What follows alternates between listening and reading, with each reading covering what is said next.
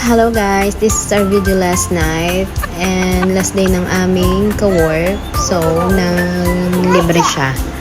So, kumain kami dito sa Happy Farm in Sharaf TG. So, ayan yung mga foods. Hotpot ito guys and samgi. So, ayan.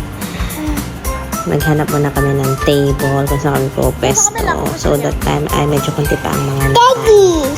So, ayan yung mga food, mga ulam, noodles, mga pika-pika like lumpia, sushi, and then, ayan, yung mga sauce nila, ikaw ang gagawa. So,